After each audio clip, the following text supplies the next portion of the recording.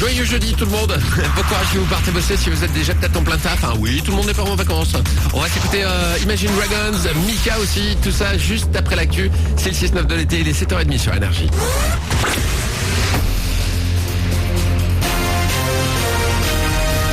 Toute l'actu sur Avignon avec Frédéric Plat.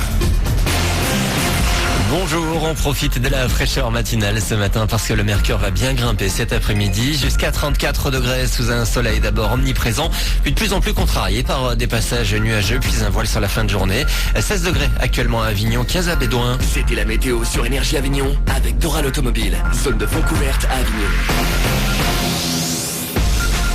Et on respire encore malgré la chaleur et l'absence de vent. La qualité de l'air est annoncée moyenne pour ce jeudi à Avignon et en Vaucluse.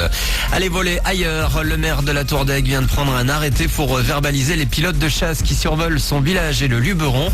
Pas question pour les policiers municipaux de lancer des PV vers le ciel, mais il s'agit d'une mesure pour dénoncer le bruit quasi quotidien qui dérange les habitants et professionnels du tourisme. L'armée se serait engagée à faire des propositions et si l'arrêté est légal, elle s'y confirmera. C'est devenu une habitude, les chiffres du téléchargement illégal sont en hausse en France. L'an dernier, un tiers des internautes ont consulté au moins une fois par mois un site de vidéo. Pour les films, ce sont principalement les hommes qui téléchargent. Pour les séries, les femmes, cette fois, préfèrent en général le streaming selon la même étude.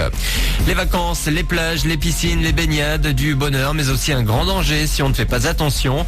Chaque été, un peu plus de 2 personnes meurent noyées chaque jour. Les autorités renouvellent leur appel à la prudence. Selon la Fédération de la natation, un Français sur 2 ne sait pas nager. J-1 avant le grand match France-Allemagne, quart de finale de la Coupe du Monde demain au stade Maracana de Rio, coup d'envoi à 18h.